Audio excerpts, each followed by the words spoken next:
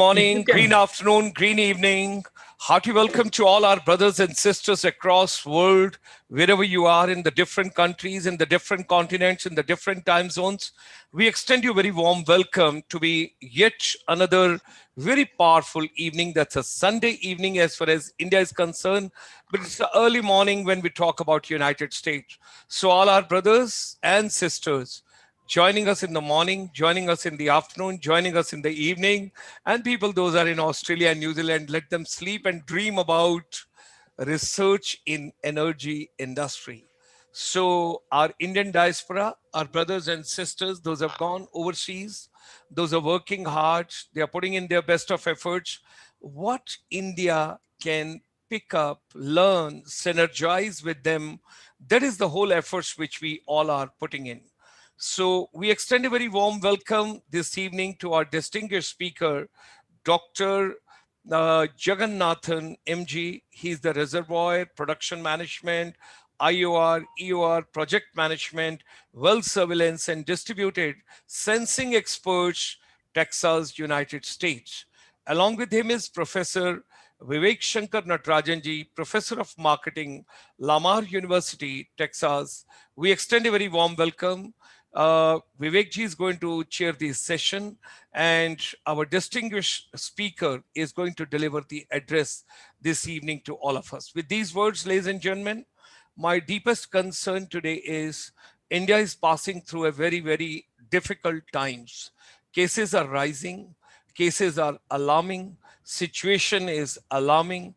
Please take care of yourself, take care of your family, take care of your neighbors, take care of your community, take care of your society, and whatsoever instructions are being given to you, kindly adhere to them the best possible way so that we do not add more patients to already existing one, and we wish them early recovery.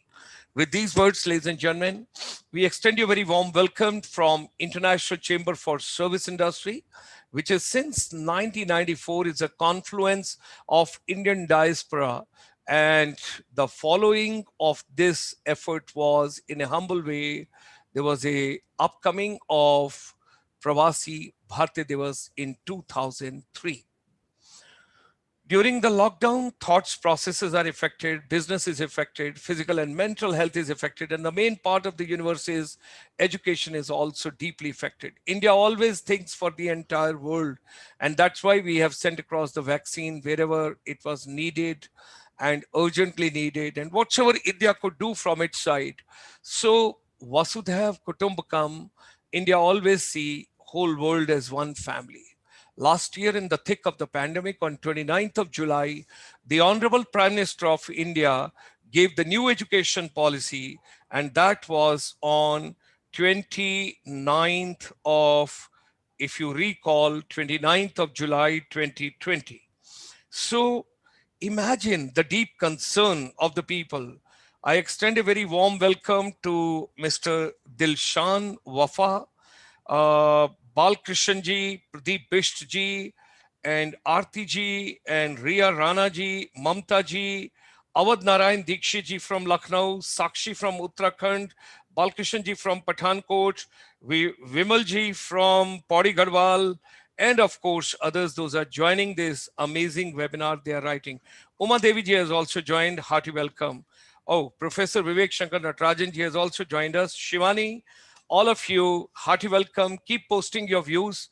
We will keep reading on the GS Motivator YouTube channel. And if you have got any questions, any intake at the end of the session, we will take that also from the YouTube channel. Pradeep Bishtji, you send a lot of comments to us, wonderful comments to us. I would like to know a little more about you, because all the webinars which I've taken in the past also, you have contributed substantial. Okay. Let me just get back to 29th of July 2020. Dr. Kasturi Ranganji, along with his entire team, gave the whole proposal to the government of India and the Honorable Prime Minister and the Cabinet, Shri Narendra Modi ji and Dr. Ramesh Pokhriyal Nishank ji and the entire Cabinet together. They gave the okay, the new education policy 20, and followed by the budget which has been given on 1st of February by Srimati Nirmala Sita Ramanji. And that is something wonderful.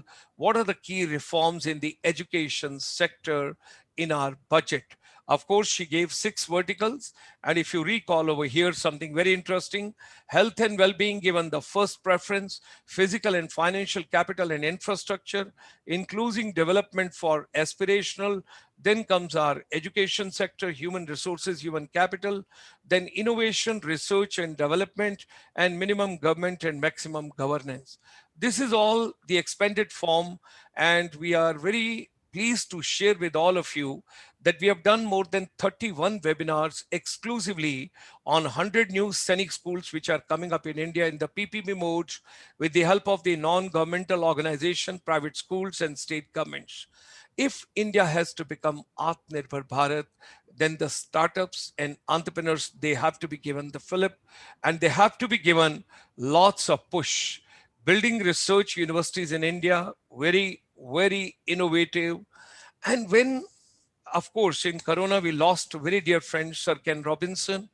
And whenever we met on the shores of the States, and he was a British, but he had moved on to States, then he had gone back to UK. Now, he always explained what is the purpose of education. Is it economic? Is it social? Is it cultural? Or is it a choice of every student, personal choice? And he always mentioned knowledge is a collective contribution. It's not a monologue, it's a conversation. That's what we have to talk about.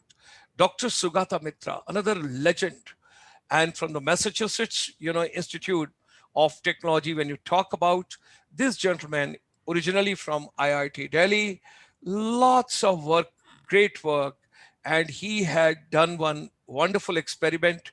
If you see it on the YouTube, that can kids teach themselves? And that's called evolution of learning environment. And there in one wall, he had put computers. Right on the top, there was a camera, no teacher around, no guidance, no interference, no pressure, and the children gave phenomenal results. Education will now be learning centric. Vocational education is very important for our country as well as the global community. Training, workshop, development, skills, coaching, knowledge, technology, teaching, all that. Is skill important or is knowledge important? If the Google and Alexa is giving you ask anything and you can get it. So I think information we don't need anymore is basically the skills, and that too also. What kind of skills? Maybe some of the teachers have to be reskilled. They have to be upskilled, and there has to be a holistic approach as far as education is concerned. Post-pandemic, it is also being conveyed that the soft skills and the life skills are going to play a very important role. There are 5 core competencies, that is adaptability, creativity, critical thinking, resilience, and self-management to be given priority. Youth empowerment along with teachers empowerment. Self-employment is more important than taking a job. You got to become an entrepreneur. Startup. Government is giving a lot of support. Ministry of Micro, Small and the Medium Enterprise is pushing this agenda leaps and bounds. Ministry of Skill Development and Entrepreneurship, Government of India is giving lots of free programs. There are 39 sector skill councils, and these sector skill councils, they cover the entire canvas of the whole economy, whether you talk about agriculture or you talk about manufacturing or you talk about services sector, all being taken into consideration. The entire canvas is painted with the different colors of the economy. Now, ladies and gentlemen, we have done 1 month wonderful series with Colonel Anil Kumar Pokhriyal, the CEO, Management and Entrepreneurship and Professional Skill Council last year during the pandemic. Very dynamic and a very vibrant CEO of the Media Entertainment Skill Council, radio, television, theater, music, films, dances, whatsoever you can think on this planet, that all, and these courses are being offered free of cost by the Media Entertainment Skill Council. That is also something very important. And then, of course, your wellness, your mental wellness, your physical wellness, your spiritual wellness is also very important. And can you believe last year on India's Independence Day, Bharat ke Swatantrata wale din, हमने 100th जो हमारा webinar हो रहा था last year, We brought 15 Yodha from the wellness industry on that common platform where we discussed Sector Skill Council in India for energy. And now recently, there's another Sector Skill Council with the Power Sector Skill Council, which has been joined. That's called Hydrocarbon Sector Skill Council, energy startups in Bharat Desh. Energy sector startups, those got the national awards. It's a pleasure. Dikshitji, you're joining from Lucknow. You must be very happy that Allow eCell and from Indore, when you talk about SS Soft, they got the best award from the government of India. They are the national award winners. When you talk about National Startup Awards for 2020, here are the companies listed. And there are a lot of companies from Mumbai, Bangalore, Jaipur, Kolkata, New Delhi, Thrissur, Hyderabad, and then Vadodara, then Pune, Kochi, and of course, Lucknow. These are the National Startup Awards for 2020 finalists.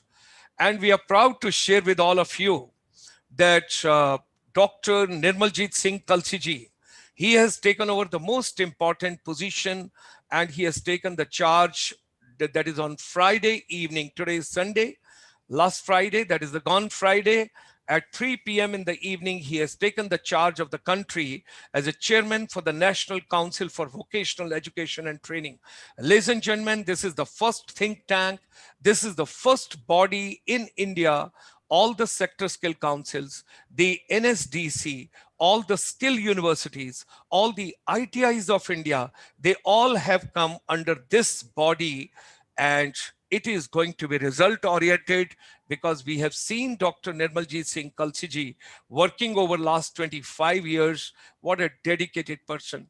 When you talk about technical education, vocational education, skill education, e-governance with the Stanford, a wonderful program. He got the experts and everybody from the Stanford on a common platform, and our chamber was associated with that. And what a program we all have done together. He was also commissioner for the non-resident Indian, the Punjabi Parvasi Diwas, which we had been organizing from 1994. He has done a lot of experiments. 150 kids he picked up from a village who has never seen a city, who has never come to any town. They have never seen road in the city. They have not seen railway station. What to talk of the airport? They were groomed, they were chiseled, they were polished, they were developed, they were harnessed, and thereafter they were given the employment, and not national, not regional, not local. They had moved internationally. And that is the complete confluence. So be happy and peaceful, then only you can make a difference as an educator. We all have to understand, if we have to become good educator, we are proud, our chamber is proud that in 1994, when it came into existence, we brought India's first finishing school for education for the services sector in 1994. When you talk about, and you know what was there? Communication skills, collaborative skills, creativity skills, critical thinking skills, and continuous learning skills. I also learn from all these students, those are joining over here. Thank you, Vimal, for your comments. Thank you, Umaji. Thank you, Pradeep Bishji. And thank you, all others, those have posted their comments. Meenuji, thank you very much for your comments. We appreciate that you all have written to us.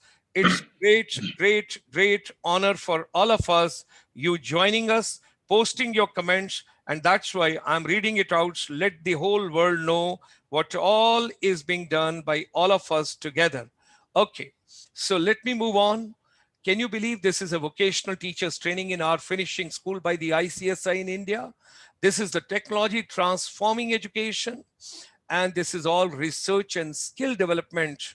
And that is something very important when you talk about Niti Aayog, what was earlier known in India as a planning commission. When you talk about Niti Aayog, they have got now Atal Tinkering Lab in schools.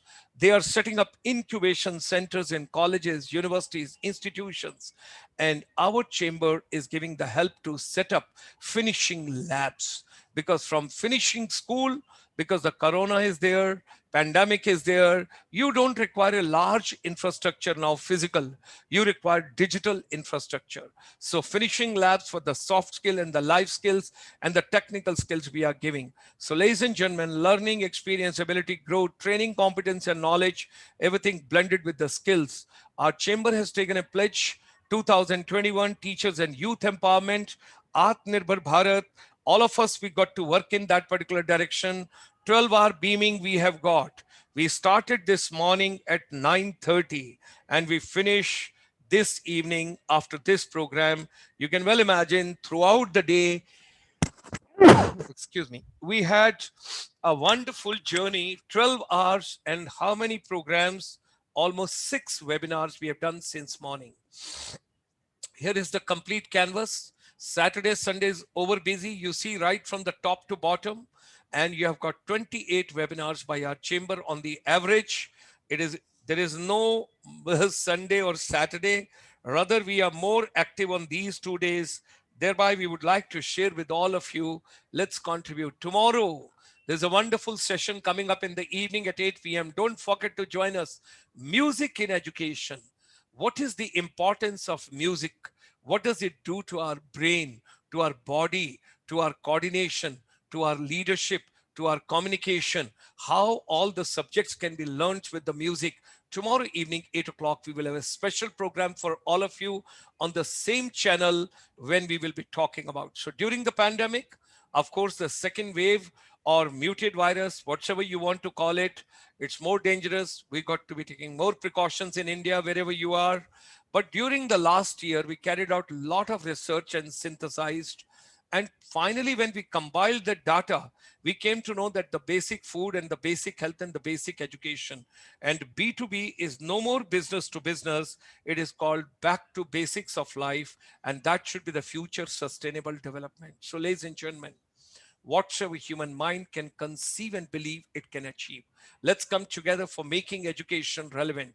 Global confluence of motivators, educators, inspirational speakers, technocrats, counselors, wellness experts, corporate, government administrators, and decision makers, all of them together. Should you wish to send an email, it's right over here. Do you want to send us a WhatsApp? It's right over here. Please do write your name, send us your suggestions. We would be more than happy to take it on. Life is incomplete without education, and education is incomplete without research.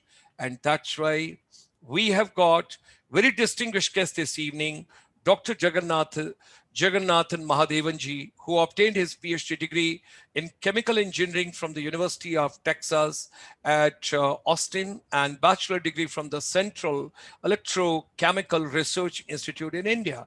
He's a member of the Society of the Petroleum Engineers and most recently a senior research scientist in Chevron Energy Technology Company. His research interests are in reservoir management, reservoir engineering, improved enhanced recovery methods, well surveillance and monitoring using novel distributed sensing technology. He has published numerous articles in the areas of capillarity, wettability, and flow and transport modeling and application to reservoir engineering. Dr. Jagannathan Mahadevan received an SPE Outstanding Technical Editor Award and currently serves as an associate editor of SPE Journal and as a technical editor of SPE Reservoir Evaluation and Engineering. A pleasure to have him. Hearty welcome to him. We have got our session chair. It's a hard work, dedication, and sincere efforts of Dr. Vivek Shankar Natarajanji. He is a professor of marketing at Lamar University in Texas. He holds his Bachelor of Engineering from Bangalore, an MBA of the International Business from Punjabi University, and he holds his PhD in marketing from the University of Texas. He is one of the most experienced professors in areas of online education and role of technology in higher education with continuous involvement in that area for about a decade. He was awarded the Distinguished Educator Award by Federation of Business Disciplines, Association of Collegiate Marketing Educators in 2018. Ladies and gentlemen, join me in extending a very warm welcome, hearty welcome to Dr. Jagannathanji and Professor Vivek Shankar Natarajanji. Hearty welcome, pleasure to have both of you. And with these words, while extending a very warm welcome to both of you, I pass on the chair to Professor Vivek Shankar Natarajanji. Namaste, Shri Gurubhyo Namaha. Can you see me? Yes, Professor Saab. Yes. Yeah, 1 second. Let me do one thing and hope first of all happy Gudi Padwa, happy Ugadi. This is the new year, what we call as Plava Nama Samvatsara, and so it's very important that we understand that is so important for the simple reason that this is a time of the year when we are kind of starting the new year. Am I visible? I mean, yeah. So that's why today I start out with my traditional Veshbhusha, and again today evening I have to be doing some ceremony, Parayan for the Goshala, as you know, our Goswami. So this is the New Year celebration, and so new things are in the air. And I also pray that we can get a grip back on the corona cases, which have kind of started to climb up after being steadily down for a while. So I'll just offer a couple of prayers. Om Shri Ganeshaya Namaha. Om Japakusma Sankasham Kashyapeyam Mahoditim Tamorim Sarva Papagnam Pranatosmi Divakaram. Om Vagarta Viva Samprakta Vagartaf Pratipatte Jagataf Pitaro Vande Parvati Parameshwara. It is very interesting that I start today is what we call as the Tithi is Saptami and is Bhanu Asara. So Bhanu and Saptami is a very special combination, very beautiful to do Surya Upasana. And not fittingly, we are having Jagannathan as our topic speaker today. And Surya is also said to be Jagannath. But more than that, Surya represents energy. And so it's very perfect that we have this topic of energy today. Why does anything and everything that we do, we need energy? But when we talk of energy, really what we mean is in the context of how do you extract energy from the ground, that is oil exploration, extraction, midstream processing, downstream usage, and then the whole industries that come from it. In fact, the whole world in the last 50 years has been transformed, and a lot of things that were not possible has been made possible because we have this whole idea of polymers and polyethylenes and all that kind of good stuff. So typically that's kind of the domain of, I believe, inorganic chemistry, and that's really where a lot of this innovation has happened. I happen to live in the Houston area, which is filled with all of these wonderful chemical engineers and engineers who are really into oil and gas. And of course, the problem is that cycle also is there. Whenever the oil prices go down, Houston is probably only one of the few places where people are upset, because everywhere else, when oil prices go down, people celebrate. But because if the higher the oil prices, the job market is better here. And people like Dr. Jagannathan are always working at the forefront of how do we make the oil extraction better? How do we keep the price of extraction lower? How do we go after the new reserves? So this whole idea of fracking, and there's a whole lot of innovation that's happening. And as much as we can say that we can all go on a grid and put our car and charge our car and go, we still need the oil and gas, because that's really how our energy needs are still dominantly met. So the innovation that is happening in the energy field is very important from the point of national security, from the point of human welfare, from the point of even human development. So all that we have achieved, we need the oil and gas to keep pace with the rising energy demand and being able to produce energy at affordable rates. So in that space, we have Dr. Jagannathan working. And without much ado, I will request him to take the space. I asked him about how would he like to be introduced, but And he said, just say I am a product of SECRI, the Central Chemical Engineering Institute from Karaikudi. He's very proud of that lineage. And then he's also got his PhD from University of Texas at Austin, one of the most flagship programs for engineering in the whole of US. And after that, he has worked in academia. He's been like me, a fellow academic.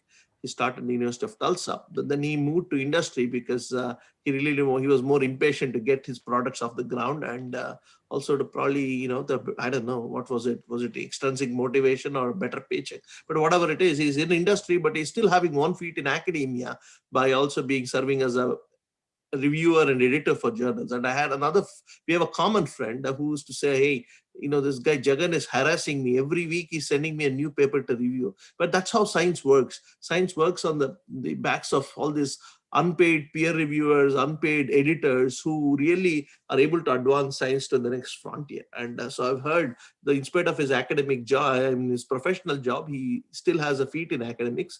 But apart from that, another thing that brings us together is our abiding passion for the study of Indian culture, Indian traditions. So both of us are students of Vedas, but we're also students of the Vedantic method. He's Dr. Jagannathan is very senior. Every week he does Swadhyay for about 2 hours for Bhagavad Gita and Upanishads with a fellow group. But he has been asking me to come, and I have been delinquent. But now that he has come on this show, I owe it to him now to get back and do the pay my thing back. But no, frankly, they're very serious. There are 3 or 4 people who are seriously analyzing every word of Bhagavad Gita with the Shankaracharya Bhashyams and the knowledge of Sanskrit language. So I'm going to ask also him to talk about it. And not only that, even his kids are very well trained. He has made sure he's passed on the right sanskars to his family. So very nice, setting. So with that, I think Jagannathanji, thank you so much for agreeing to come on this program. And please talk a little more about research. Again, remember, this might be a starter program because we really want the likes of you to come back more and more. And Jagannathanji is heavily passionate about the role of India and developing India as well. So that with that, the floor is yours, Jagannathanji. Thank you so much. Thank you, Dr. Sharma and Professor Natarajan. I'm really appreciative of the opportunity to give some perspectives in the energy sector. Initially, I did not know exactly what topic, and then we settled down on energy sector, mainly because the last about 20 to 25 years of my experience is in the area of energy recovery in most sense, like Vivek mentioned, the hydrocarbon sector, and I have also conducted academic research in the area of energy conversion. By my undergraduate education, like I previously, like Dr. Natarajan mentioned, I have gone to the Central Electrochemical Research Institute for my undergraduate education, so I'm very familiar with energy conversion devices also. So I will be touching upon some of those in my presentation. I wanted to do a presentation of the slides, if you don't mind. So I'm going to pull up the slides and then keep it presentation ready. And I would definitely like to start off also by offering an invocatory prayer, so to speak, for all my brothers and sisters in India who have to endure, and in my own country here, who have to endure the pandemic. So let me just chant the Mrityunjaya mantra. Om Trayambakam Yajamahe Sugandham Pushtivardhanam Urvarukamiva Bandhanat Mrityormukshi Yamamritaat. Om Loka Samastha Sukhino Bhavantu.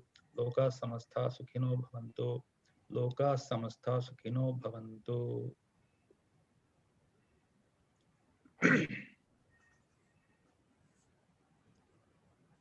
And with this, I will get into the presentation and see how to share it.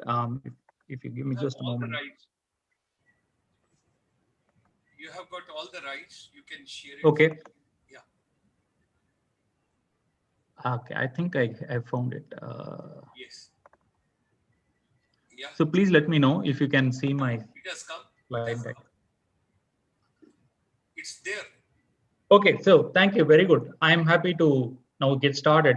So I also appreciate all the viewers, and I seek advance pardon if if you have a question and I'm not able to address it, or somehow the talk is not fully meeting all the expected outcomes.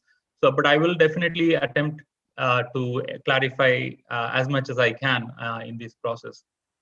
So the topic I have here is research in energy sector, an introduction. So this is just an introduction because the subject of energy is very wide, like Vivek mentioned, and it has a lot of meanings to different people that have work in different areas. So I have chosen a certain part of that subject so that we can have meaningful meaningful address to that part. So my name is Jagannathan Mahadevan. I have a PhD from chemical engineering at University of Texas at Austin, and I am currently in Houston, Texas.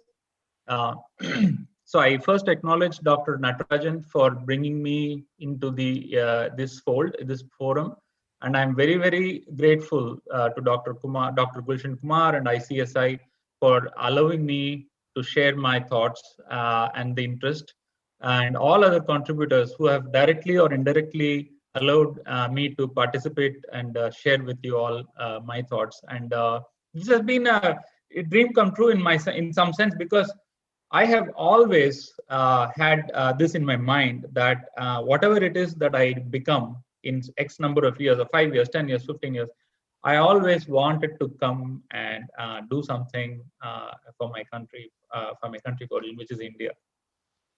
And believe it or not, in about 20 years ago, when and I'm a student of Swami Dhananda Saraswati from Arshavidya Gurukulam, and that is how I got introduced to the Vedic studies. And believe it or not, about 20 years ago, when Puja Swamiji did address me, he said, "Why don't you work on energy?" And specifically he mentioned something like batteries and fuel cells. Although I did not end up working directly on batteries and fuel cells, life came a full circle, and I am now investigating that subject. So in any case, I wish to extend all my thanks and acknowledgements to everyone that has contributed to this talk.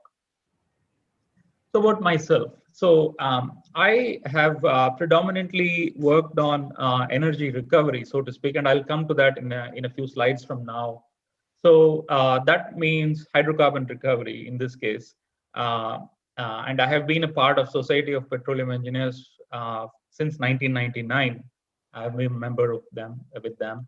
And I have worked in the energy sector with the Chevron Energy Technology Company as a senior research scientist recently, and now I'm a consultant with many multinational oil and gas companies. And at Chevron, I managed research and technology development projects of strategic value to that company, and mainly applied to enhanced oil recovery.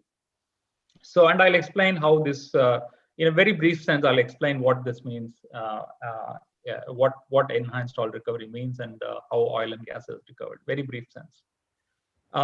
Prior to that, I did consult for Shell Oil Company in the area of distributed temperature sensing using fiber optic cables, and that was part of a research project sponsored by Shell when I was an academic at University of Tulsa in the petroleum department. So broadly, my area of interest has been in the oil and gas recovery, but I have also devoted significant amount of time in energy conversion. So it's not adequate if we simply recover energy, but we also need to have efficient ways of converting that energy into usable forms of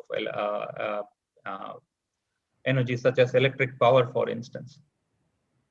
So I've published numerous articles. They've all been peer-reviewed in journals like American Institute of Chemical Engineers or Transport and Porous Media, Society of Petroleum Engineers Journal mainly.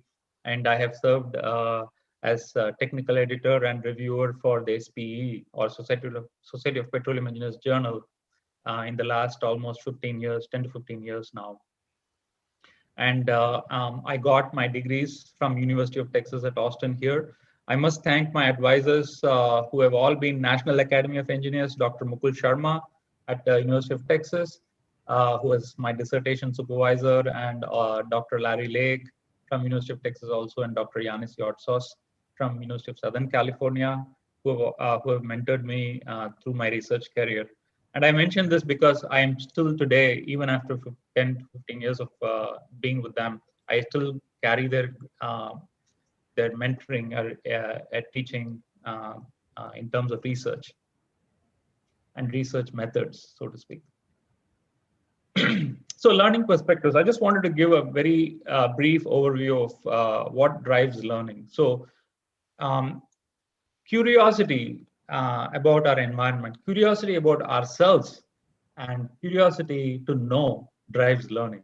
So and behind that curiosity is the excitement of discovery. So discovery is the greatest satisfaction. There is no equal to in satisfaction equal to discovering something new. So this discovery leads to a passion for research, and the passion for research continues for a lifelong time. And the processes and methods of discovery and the methods of investigation are all what we learn along the way in order to perfect that way of discovery and the way of achieving that satisfaction, so to speak. So the creativity naturally follows once we know that it is really to discover something new. I want to just quickly step out and then mention about discovering ourselves as part of our spiritual culture. Spiritual culture in Vedas is discovering ourselves, and there is no greater satisfaction than discovering ourselves. Of course, science offers discovery of our material jagat or world as a way to spend our latent potential also in a way to achieve that satisfaction in bits and pieces. Of course, that all leads to the self discovery. So at the bottom of it is all discovery. So creativity naturally follows. Creativity is a God-given gift. It will follow. And prosperity is an associate. You do not have to seek prosperity, but prosperity will follow also. So, so discovery is the center point of everything. And once we focus our attention on discovering and satisfaction, derive satisfaction out of discovery, everything else falls in place. So coming to this topic that I have been given, the energy sector,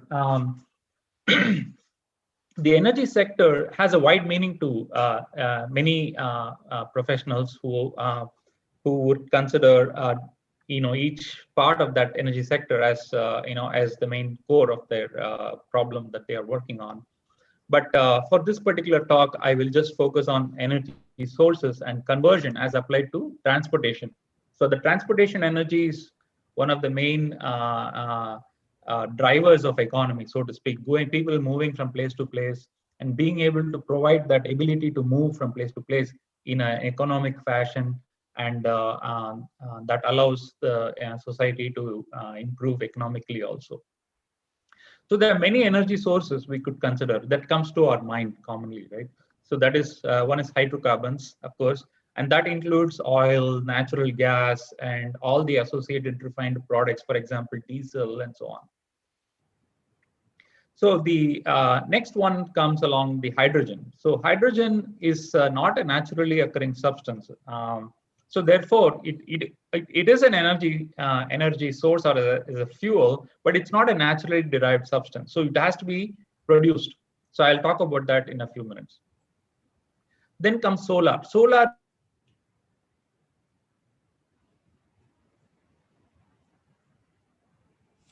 but it is not in the form of a fuel. So you have energy, walk through that process to create usable fuel. So that's the other part of solar. So geothermal, on the other hand, is geothermal energy is latent heat contained within the Earth's subsurface, and it's in the form of heat energy. Again, it has to go through a series of conversions to obtain usable power or usable work from geothermal resource, so to speak. And wind energy, on the other hand, is another form of energy, but it has to be again converted. So hydroelectric is also a form of energy that has to be converted. And these last four forms of energy are not fuels, so to speak, but they can be converted to electrical energy to derive fuels such as hydrogen, for example. So, however, for this particular talk, what I would like to do is pick something that is readily available to discuss, and then pick one by one. So that is hydrocarbons and hydrogen. These two subjects, these two forms of fuel, I'm very familiar with. So I could talk about it, and then we could slide into the other topics as and when we find time. So, so I kept this talk, somewhat broad. I did not put more in-depth research problems, so to speak, or research hypotheses or problem statements of that kind into this particular discussion, mainly because I wanted to first give the perspective, and then, depending on what the outcome of the talk is, we could dive into one subject and discuss very specific problems to solve, such as problem of how to adsorb certain chemical on a surface, or problem of solving how to improve a profile during hydraulic fracturing, or something of that sort. So energy sources, resources for modern transportation. So we discussed the first two aspects, right? So the hydrocarbons being a fuel for transportation, and hydrogen being a fuel for transportation. So in brief, hydrocarbons consist of methane, which we readily recognize as liquid petroleum gas driven combustion engines that you might have seen in vehicles. And then gasoline, which is refined crude oil. And then diesel is a product formed by chemical reactions combining gaseous elements, so to speak, hydrocarbon elements. So these are all combustible products that are used in internal combustion engines in vehicles. So these are fuels that are stored in tanks that are mounted on board of a vehicle and used in internal combustion engine. And we will come to that part in a little later now. So hydrogen is an alternative fuel. As I mentioned before, hydrogen is not a natural substance. It has to be produced. So how is it produced? So it is derived by application of electrolysis of water, for example. Hydrogen is also produced by using water gas shift reaction from methane. And I'll show you some formula a little later now. So now, either of these methods of production of hydrogen requires other forms of energy, such as electrolysis driven by solar or wind or even hydroelectric, for example. The water gas shift reaction, on the other hand, requires a constant supply of methane combined with high temperature conditions using catalysts to drive the shift reaction to produce hydrogen and water, for example. So this can be done, and it is being used in the current current industry technologies available to do that. And it's a question of the scale and the economics of production, and how hydrogen could be used on vehicles, stored on vehicles, for example.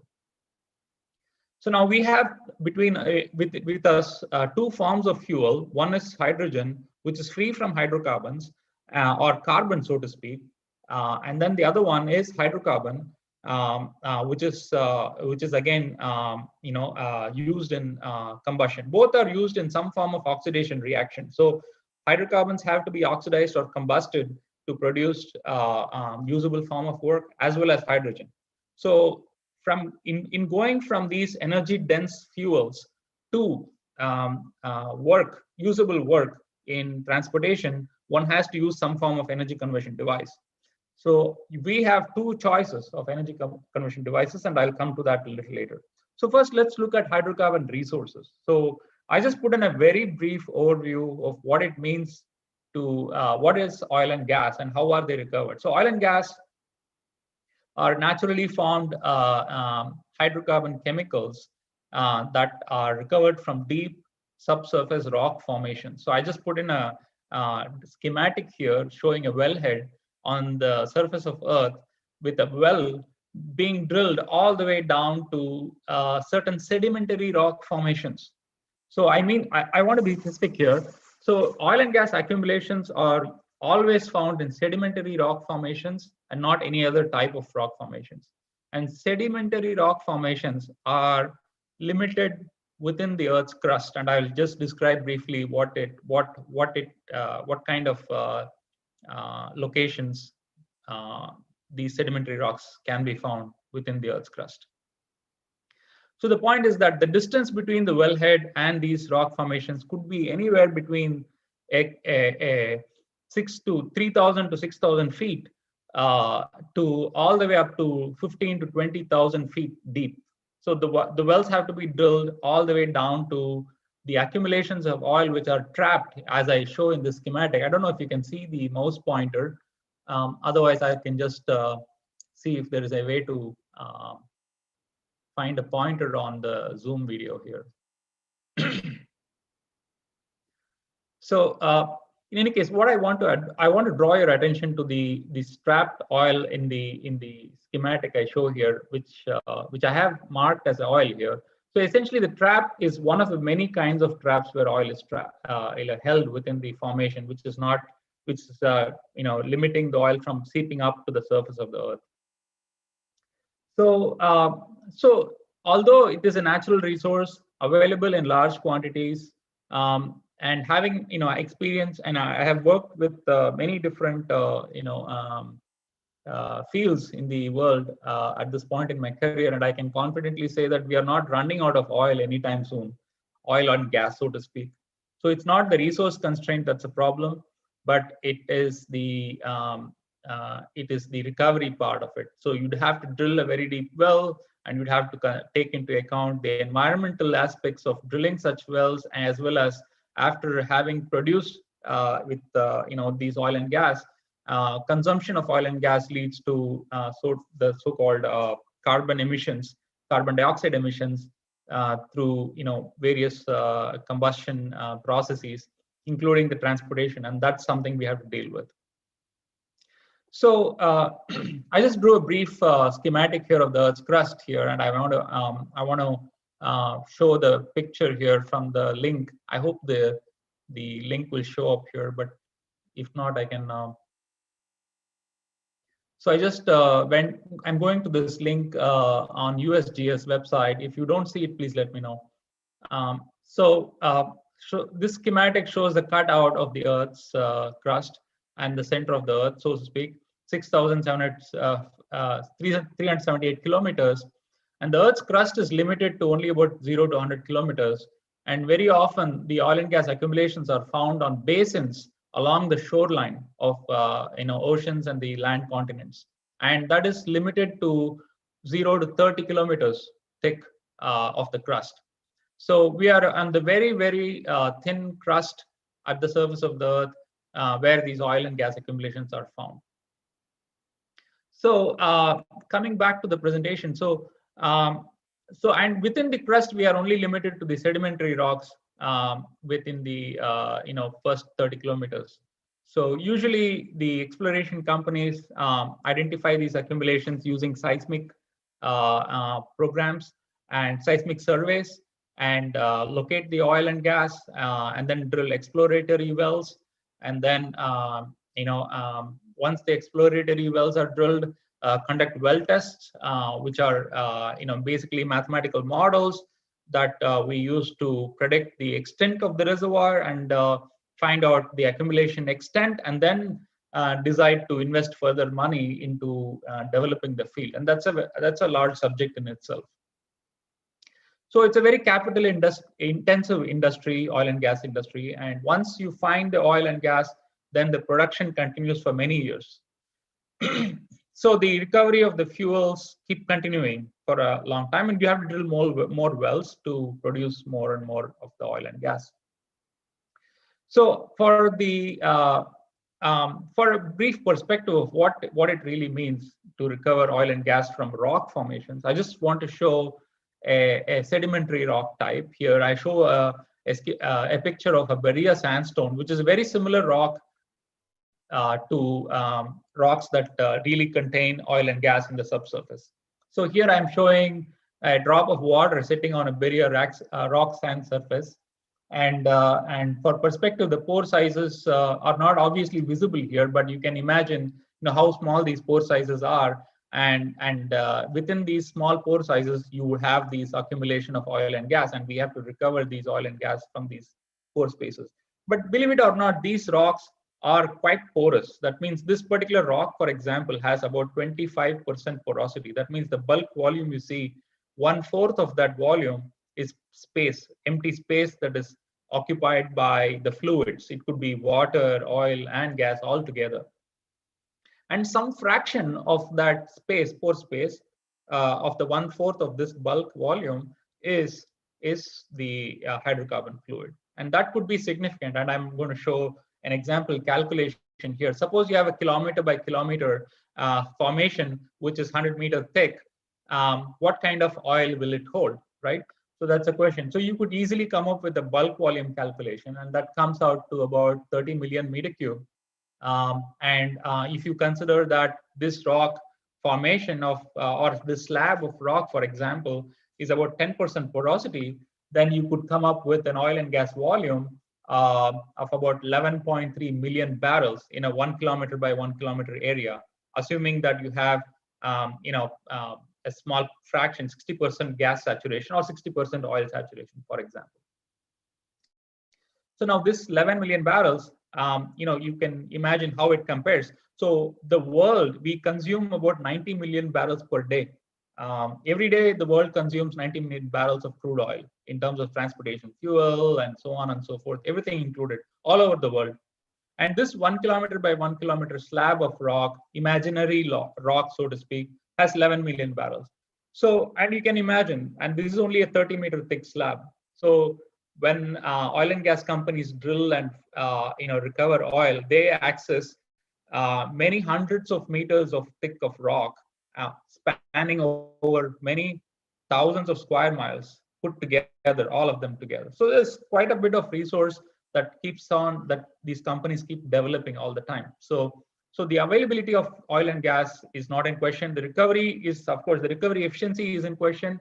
And then once it is recovered, the energy conversion efficiency is another question. So having worked on the recovery part of the process of the energy or the hydrocarbons, so to speak, in the last 15 to 20 years, I'm increasingly feeling that the energy conversion is a very important part where one needs to focus and attention, so that that's an easier fruit or a lower hanging fruit to mitigate, so to speak, the carbon emissions that are bedeviling this industry, the oil and gas industry. So conversion efficiency increase will bring down the carbon emissions per unit mass of fuel consumed, so to speak, or let me put it this way: per unit energy produced from the fuel. Let us put it that way, because per unit mass, the carbon emissions will always be the same. So that is why we want to consider both the energy conversion efficiency as well as an alternative fuel, so to speak. So what about hydrogen as a fuel? How could we think? How could we use hydrogen as an alternative fuel, so to speak? As I mentioned before, hydrogen is an alternative fuel in vehicle systems, because the vehicle systems have now come to a point where you could use hydrogen in alternative energy conversion methods on vehicles, that is fuel cells, for example, which is what I'm going to touch upon next. So, but hydrogen is not a naturally occurring resource. So unlike natural gas, for example, so advantages that the disadvantages that the production facilities to produce hydrogen will involve cost, because you have to use process facilities to either electrolyze the hydrogen from water using electricity derived from other sources, or you have to use the water gas shift reaction, which I have described here below in the next bullet here. So the water gas shift reaction is nothing but converting methane into hydrogen at higher temperatures, very high temperatures, so to speak. So so this requires a net energy supply. So and that produces hydrogen and carbon monoxide. And of course, one would have to convert the carbon monoxide into carbon dioxide to ensure that we do not release that into the atmosphere just as it is. So, however, the more preferred route is to use electrolytic methods, because one could use the solar or hydroelectric or other forms of electrical green energy technologies to produce hydrogen. So, however, the key point here is that hydrogen can be used as an alternative fuel, because you could theoretically, I mean, you could combine the vehicle transportation automobile with a hydrogen storage tank, and then a electrical fuel cell, for example, to drive electric motor and create mobility or transportation. So it acts as a fuel in some sense. So let us look at briefly how fuel cells, what are fuel cells, and how does it compare with batteries, for example. And I'm not going to touch upon batteries too much, because batteries are not fuels per se. They are like modular energy systems where you'd have to replace the battery every now and then. But fuel cells, on the other hand, are continuously consuming fuel, just as a car would consume gasoline, for example, right? So, but I want to briefly consider fuel cells and batteries together, and side by side, and sort of pitch for fuel cells and oppose batteries, so to speak, because I'm in the fuel sector. I'm producing hydrocarbons, but I'm interested in going the hydrogen way, so to speak. So fuel cells are devices that consume an oxidizable fuel. So the oxidizable fuel could be methane, it could be hydrogen, like I mentioned before, both of which could be consumed continuously to produce electricity. And usually the fuel cells have two electrodes, cathode and the anode. Cathode is where the reduction takes place, and anode is where the oxidation takes place. Fuel is supplied to the electrode where the oxidation is taking place. So that is the anode side. So oxygen is supplied to the cathode side, and both are consumed in the fuel cell, and electricity is produced continuously. As long as you supply the fuel, the electricity will be produced, and you can run the vehicle electric motor as long as the fuel lasts. So on the other hand, batteries have a fixed amount of chemical energy that is converted into electrical energy. You'd have to keep replacing batteries, and the form of the method of conversion is the same, almost the same. It's also an electrochemical method. However, it's a discontinuous process. You can't, you'd have to replace the battery every now and then, or recharge the battery, so to speak, with the advent of new lithium batteries. So, so in the case of fuel cells, we could consider hydrogen, but we could also consider directly fueling a car or a vehicle with methane or natural gas, for example. That technology is not yet available for vehicular transportation, but it is available for stationary power source.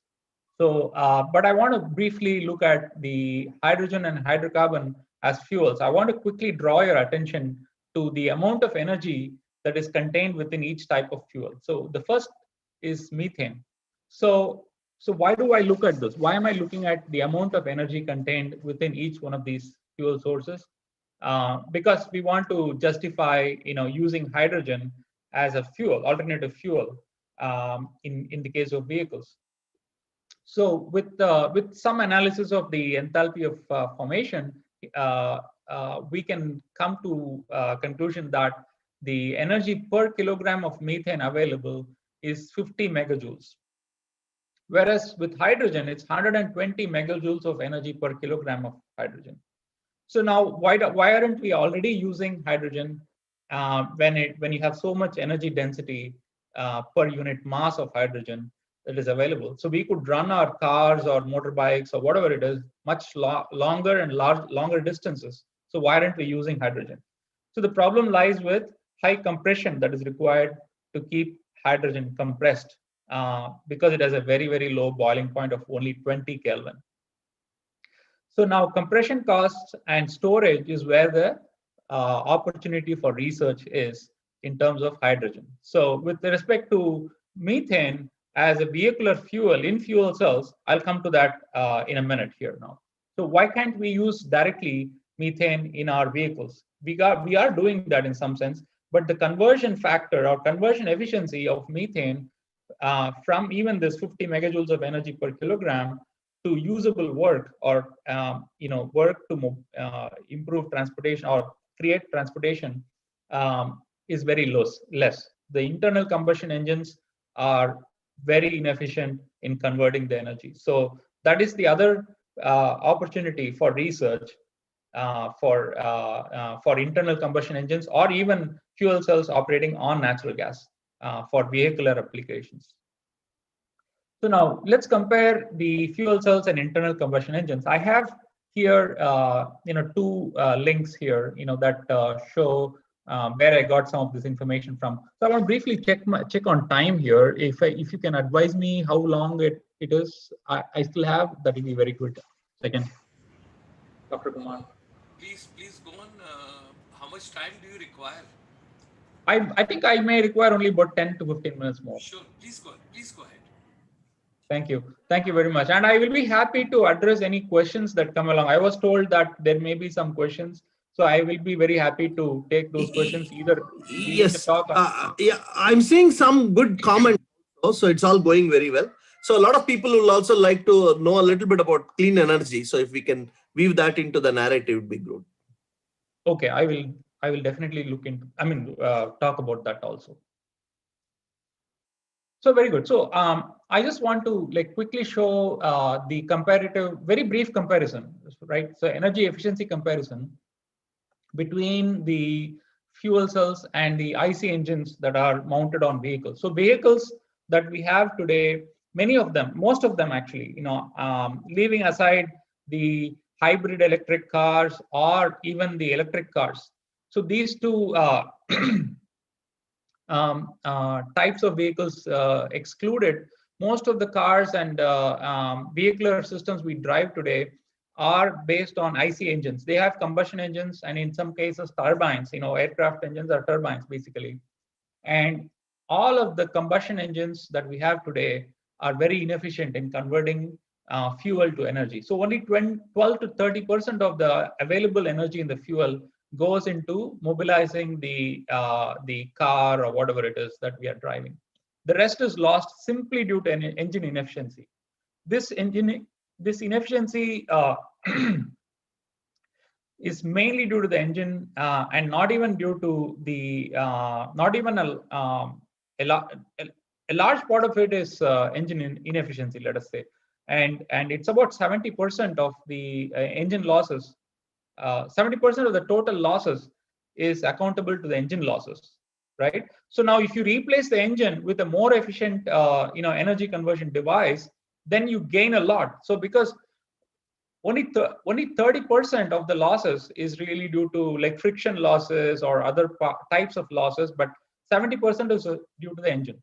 So now if we replace the engine with fuel cells, which have almost 60% electrical conversion efficiency, then you have at one go cut down that or double the efficiency of conversion, right? So now fuel cells can drive the electric motor and have an efficiency of about 60% electrical conversion efficiency, and you have double the efficiency, and you can double the mileage, for example. However, that is easier said than done, because now we have to consider hydrogen, which I mentioned about earlier. But hydrogen is challenging because of onboard fuel storage. So we can't store a lot of hydrogen on board, enough to last a longer distance, for example. So now to improve storage efficiency, we have to find out materials that can absorb hydrogen or store hydrogen at low temperature and pressure conditions. We don't want to be carrying a 10,000 psi or 10,000 pound per square inch high pressure bomb on the back of our vehicles and drive around. And in case of a crash or something, you might end up having an accident of much larger proportions. So those are all some difficulties. I do not want to exaggerate that, because there are facilities that operate at high pressures, but it is entirely another matter when you have moving vehicles with that level of high pressure tanks on the vehicle. So we'd have to invent or innovate on storage. Hydrogen storage is a big challenge one has to address, in order to allow fuel cells to dominate the transportation sector, because fuel cells are needed to improve the conversion efficiency. So one might then argue that, I'm going to go back to this. I'm already the conclusion slides. So one might argue that why don't we use the methane or liquefied petroleum gas directly with fuel cells? So the problem there is that we don't have a fuel cell device that directly converts the hydrocarbon, methane, for example, into electricity that can be mounted on vehicles. So there are stationary power sources that operate on methane, for example, that works like, that works on the basis of solid oxide fuel cells. Usually these solid oxide fuel cells require a very high temperature, about 1000 degrees Celsius, to operate. So therein lies the challenge. So can we invent a fuel cell that works at lower temperatures, or miniaturize the fuel cell to ensure that even in the case of an accident or something, that you do not have a much larger problem? So even the internal combustion engines operate at higher temperatures. So why not create a fuel cell that operates at similar temperatures, for example, but operates on the gas, natural gas, for example, and creates a high efficiency system and lasts longer, avoids the storage issues. Again, coming back to the clean energy that Dr. Natarajan mentioned. So whenever you go in for hydrocarbons, you would always have carbon dioxide emissions. So the carbon dioxide emissions will always be an issue that to deal with. So especially so for the vehicular transport. So the one way to avoid that would be to use hydrogen. But then remember that hydrogen is a derived fuel. That means you'd have to derive it from natural gas or from electrolytic methods. So if you go purely from the electrolysis standpoint, then yes, you can, completely avoid carbon dioxide emissions, and then, transition into a very clean energy system. So, and that can be done. So, but then for that, you'd have to rely on solar, purely hydroelectric, and potentially wind energy to, go through that conversion process, convert from one of these sources to electrical energy, and then convert electrical energy into hydrogen, and then hydrogen back into mobility, work required for mobility or transportation.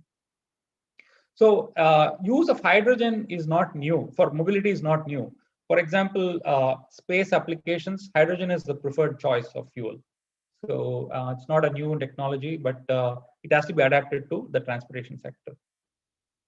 So in conclusions, I have some observations. So the energy sector constitutes a wide range that includes transportation. So focusing only on transportation, we have, I think, predominantly two choices. One is the hydrocarbon type fuels, and the other one could be the hydrogen fuels in terms of fuels.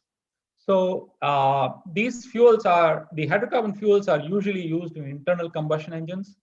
So whereas the hydrogen fuel is used in fuel cells. So the question is whether we have fuel cells that can directly work on natural gas as well as hydrogen, and in which case we can readily transition into fuel cell based transportation models that can cut down the amount of emissions. Remember that when we use fuel cells, we are improving efficiency and we are cutting down on the amount of emission for a given amount of work that we obtain from these vehicles, right? So that's the more important part. So we are kind of extending our fuel usability or utility, so to speak. And hydrogen is an alternative fuel, but we have to go through the process of converting or producing the hydrogen from various sources. So what are some outlines for research, future research? So very broadly speaking, I find that the I think this is my thought after some analysis. So natural gas is a natural resource. So we should be really looking at efficient conversion of natural gas using fuel cells that work directly on natural gas. So that I think is an opportunity for research, especially for application to transportation sector. So how to adapt the solid oxide fuel cell that works on natural gas to transportation sector. That's an opportunity for research. So that's really energy efficiency improvement. So the next one is hydrogen. So hydrogen, the problem is not with respect to production of hydrogen or of that kind. The problem, in my opinion, is the storage. So how do you store hydrogen on vehicles in a way that is safe as well as lasts longer for transportation? Can go longer distances, and at the same time, it's easily refuelable. So you can go to a gas station, and then refuel the hydrogen safely. Those are the challenges in hydrogen, for example. So, and really, that's all I have for this particular talk, and I'm happy to answer questions or or discuss further as you may want. Thank you. Thank you very much, Dr. Jagannathan ji. I would request Professor Vivek Shankar Natarajan ji to take on. Can you hear me, Jaganji? Yes, I can hear you, please. Okay. So one of the things I would ask, how is India's research in this space? How is Indian research ecosystem doing when it comes to researching these sources of energy? So in terms of hydrocarbons, this is just from my understanding, and I have interacted with various agencies in the past. So I have been to Pandit Deen Dayal Petroleum University, for instance, some years ago, and I have interacted with the state agency ONGC officials here in Houston as well as in India some time ago. So from the hydrocarbon sector standpoint, and I have participated in conferences, so I always see these articles that are published even from our, India, friends from India. So from my understanding, the resources are available in India. For example, in Barmer Basin, we do have deposits of oil and associated gas, for example, and then the unconventional gas resources are also available in Gujarat and other places. So extraction efficiency could be improved in the case of hydrocarbons. And conversion efficiency, of course, is an aspect which it needs to be explored, I believe, because one could leapfrog from directly using fossil fuel or hydrocarbon sources for transportation to something like fuel cells in the vehicles and completely cut down the emissions, and at the same time have the clean energy approach. But for that, one would have to look at the infrastructure with hydrogen. So I believe that the technology and the resources for technical research exist. My own alma mater, for example, Central Electrochemical Research Institute, has outstanding capabilities in fuel cell research. Has very good capabilities, and I have seen this myself back in the early 90s, so to speak. So I have spent a lot of time there with my mentors in SECRI, knowing upfront, their capabilities. So I'm sure that if there is sufficient collaboration between the transportation sector in India and institutes of that kind, there will be massive revolution in the transportation sector. And many of my alma mater colleagues are top scientists in the US, and in India. In the area of fuel cells. Although I did not pursue fuel cells as a research subject, but there are others of my classmates, for example, that have done that.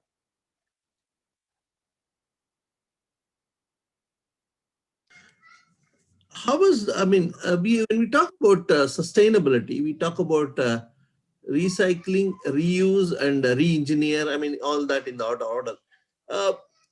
How do you see this current, especially in Texas, we had this this energy crisis, the winter blackout, but then the oil prices have been fluctuating, and then the pandemic. How is all of this shaping new research in the area of energy? We've seen some of these in the backdrop of all that has happened. So I think the sustainable, the main thing is continuous availability of energy is the main, the stability of the availability of energy is important. I think that's what will give confidence to any section of the society. So one has to have continuous access to energy and electric power, etc. So, and the same with transportation fuel. So since I focused only on transportation fuel, that is a good question you asked, because one could always come back and ask these questions about hydrogen, whether it's it has a continuous availability as a transportation fuel. Can you make it continuously available? And that means one has to develop the infrastructure to deliver hydrogen wherever and whenever needed. So that kind of infrastructure exists for hydrocarbon fuels because of the very long number of years of developing the various, like delivery stations and processing, etc. But same thing has to happen with the hydrogen infrastructure. But this is the chance to leapfrog, I think, in terms of technology, by completely transitioning the transportation sector into something based on fuel cells. So that way you have, energy conversion device. Transportation does require an energy conversion device. In some way or the other, you have to supply fuel, and that takes you from A to B, point A to B. So I think fuel cells will offer that leapfrog.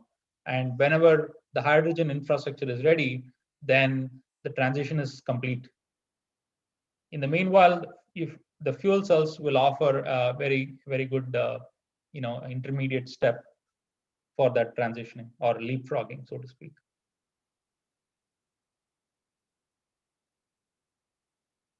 That's just my view. I mean, having worked on both the subjects. Okay, just any perspectives from your side on wind and solar power that you'd like to share? I have not worked on solar or wind as a research in itself. I did look at geothermal, for example, because I am very familiar with the subsurface and heat recovery from the earth and so on. So there is some background I could give on that. But in any case, the wind and solar are also valuable inputs. But before they start serving the transportation sector, it has to go through multiple conversion cycles, right? So you have to convert from one form and then convert it to, let's say hydrogen, and then convert it back into a fuel and then supply it to cars and vehicles. So again, limiting myself to only the transportation sector, how does wind and solar help with that? That's my thinking. So so it could be done, but it's a longer process, and in the process you may have some inefficiencies, but it may well be worth it, because wind and solar are free.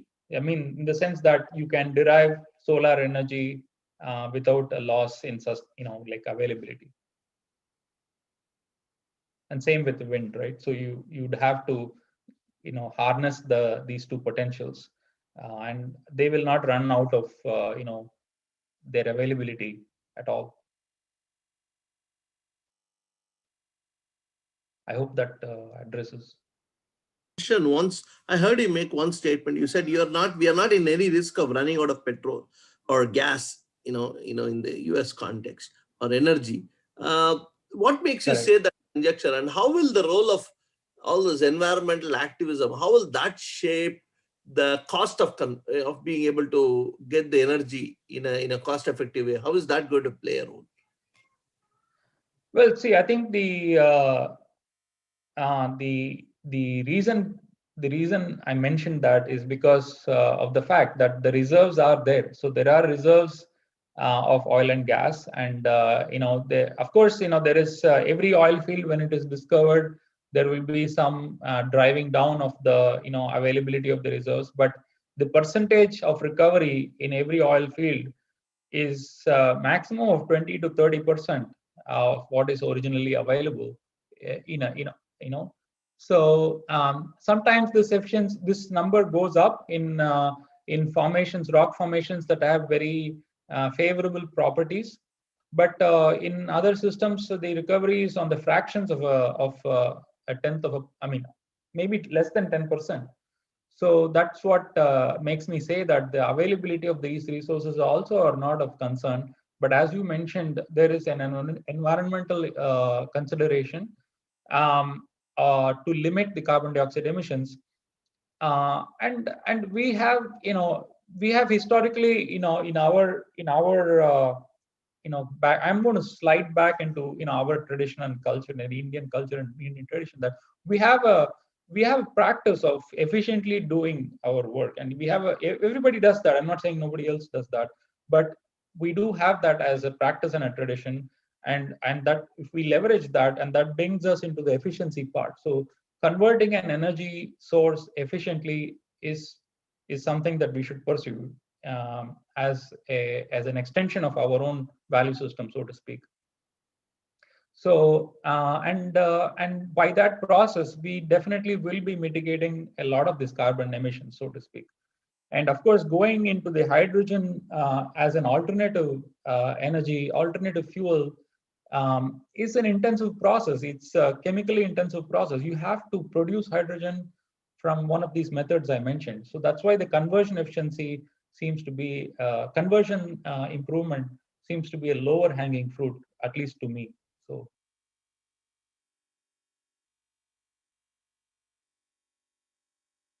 Okay, I want to follow into another thing. How was your pursuit of the Indian knowledge system? How has that shaped your research approach?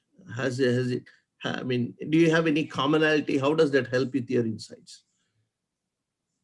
A lot of it is derived, like I mentioned in the early slide, is discovery. I think the idea of discovery and deriving satisfaction from discovery, and also communicating that discovery to other, like having that conversation, like, hey, I've discovered something and I'm very excited about it. It is infectious. Your happiness that you get out of discovery is infectious, and it actually positively inspires others also to go through that same experience. So that is how I feel. So coming to the way that my cultural interest, or Vedic interest, so to speak, the interest in our Veda Shastras and so on. So again, that is a process of self-discovery. So that self-discovery process is very powerful, because it not only allows you to improve yourself and improve oneself, but also it enables that discovery process, not only of yourself, but also about the Jagat I mentioned earlier, right? So in the process of self-discovery, you will discover what is the Jagat also.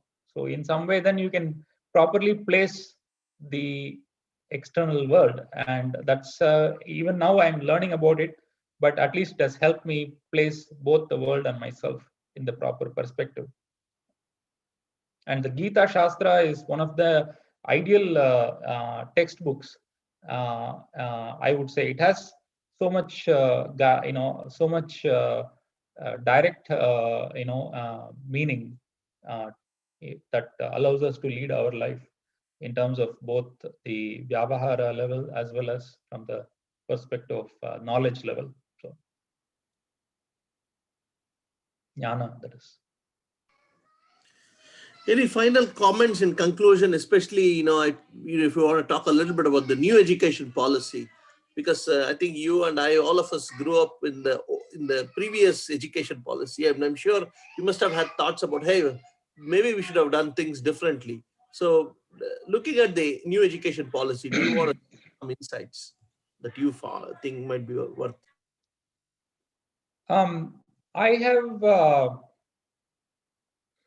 I have contemplated about the education system, so to speak. I have not really, frankly, I have not followed the new policy. I would like to do that and learn about it more. That will be my first expression of thought towards that. But in terms of my own contemplation on how to what I could do better, and I am part of some of my alumni association with SECRI also. So constantly we strive to give our thoughts into the system of education. Back in my alma mater in SECRI, for example, in also my high school, I went to Kendriya Vidyalaya. So we are also having a Kendriya Vidyalaya group. So where we share how to improve the system there, we continuously, feed back into the school system. So in terms of higher education, I fully share with Dr. Gulshan Kumar's initial, slide mentions about, how improving the access to higher education in India. I think we should definitely ramp up the number of offerings of higher education, institutes offering higher education in a way that is also credible, in the sense that, my experience here is that we have what we call as accreditation board. That means we have an overall, in the United States, we have accreditation board, which will accredit universities giving degrees. So I'm sure that there is an accreditation agency in India, and with the cooperation or coordination of such agencies, there has to be much better or improved access to higher education, which will help individuals that are interested in research pursue that, and that will also attract more faculty members from other places to come and do research in India. Everybody wants to come and do that research in India. There is tremendous potential, and I am hearing that there is a very large young population in India that will be very glad to do this kind of innovative, creative, path-breaking, revolutionary research. And I fully share with Dr. Gulshan Kumar's enthusiasm and excitement in all that aspects, and I hope that there will be a path-breaking effort to improve higher education, number of higher education institutes that are of high quality and attract the world's best talent both ways, both the students from India and every one of my experiences interacting with my brothers and sisters in India have been exemplary. Means that there is a lot of potential for exciting research and path-breaking research. We could be innovation leaders. India could be innovation leaders in no time, actually. And education is the key. Jaganji, it's Dr. Gulshan Sharma, but he's as good as Gulshan, Dr. Gulshan Sharma. Gulshan Sharma, sorry. Okay, so Dr. Gulshan Sharma, and so with that, that I would love to hand the floor back to Dr. Sharma ji, Major Saab. Please, like to, if you want to address any of the questions from the audience, sir, the floor is yours, and then we can conclude. Thank you. Thank you very much, Dr. Jagannathan ji, Professor Vivek Shankar Natarajan ji. Sir, if you could kindly close your presentation, then we all three can come on the main front. Yes, that's lovely. And now here we are. Thanks a lot. So with your permission, I would just mention some of the wonderful remarks have come from Mr. Balkrishan ji from Pathankot, Julie Subba from Manipur, Arumugam Srinivasan ji from Tamil Nadu, and then Bimal Chauhan ji from Pauri Garhwal, and then we have got Uma Devi ji from Uttarakhand, Ria Rana, amazing session, valuable session, outstanding session, fantastic webinar. And then comes thereafter Meenu Roy, wonderful session, empowering session. Gurinder ji, thank you so much, sharing great knowledge. And then we have got Mamta ji for another extraordinary session. Vimal, listen, of course, of course, money changes everything, but so does sunlight and so does food. And there are powerful but neutral energy or maybe natural energy resources or sources, neither inherently good nor evil, but shaped only by the way we use them. Okay, I have understood your message. Pradeep Bisht ji, the use of solar energy has not been opened up because the oil industry does not own the sun. Then comes where the quality of the life where the quality of the life goes down for the environment, the quality of the life goes down for human beings. Pradeep Bisht ji. And then Joba Lakshmi, Meghalaya. Then comes Pradeep Bisht ji, a nation that destroys its soil, destroys itself. Forests are the lungs of the land. Purifying the air and giving the fresh oxygen is the strength to the nation. Then Sakshi ji joining us from Uttarakhand. BB Subha Foundation joining us from Meghalaya. Then we have got Sakshi ji, Vimal ji, Mamta ji, and then Esu Vasa, Imphal. And then, of course, we have got Sakshi, Balkishan ji, Mamta, Pradeep ji, and Dilshan. Okay. And of course, Mr. Dikshit from Lucknow. He's from the Army Scenic Schools background. You mentioned Kendriya Vidyalaya, so that something is again in the cantonments. Great. So, with these words, we would like to put our gratitudes and thanks on records and wonderful session, hydrocarbon sector, and how research is so important in the energy sector, and your association with Swami Dayanand Institute, with Kendriya Vidyalaya, your alumni, that all we will take the benefit in future sometime. We will get closer and we will work on to that. So ladies and gentlemen, one question. Hydrogen storage is a challenge. That's what he talked about. And hydrocarbons, he says everything is fine, but the most important thing is the CO2 emission which takes place over there. That is basically a concern. There is a petroleum university in Dehradun in Uttarakhand, and the Honorable Vice Chancellor is from the Armed Forces background. He is Colonel Dr. Professor Sunil Rai ji. So I'll get in touch with him, and if you'll permit, I'll pass on your details to him. Why don't you Yes. work closely with the Petroleum University in Dehradun? You can have a direct Yes. linkages with them over there. We are grateful Yes. to, yeah, thank you, sir. We are Thank you. grateful to Professor Vivek Shankarji for having, put in his efforts and to bring you on the platform. Our deepest gratitudes and thanks to you. Wonderful session. And let's have the closing prayer because the world is passing through very difficult times, and particularly India, the Bharat is passing through, I think, one of the most tough time in the last since 2014. The greatest challenge and the biggest challenge before the present government is today to get hold of the present crisis into shape as soon as possible because things on the ground are little difficult. And Gulshan ji, namaste. So I think in the next 2 days we have Ram Navami. So I will have a prayer to Ramji and Hanumanji and conclude. And whenever we take the name of Ramji and Hanumanji, all sare sankat dur ho jate hain. So with that prayers, we will conclude.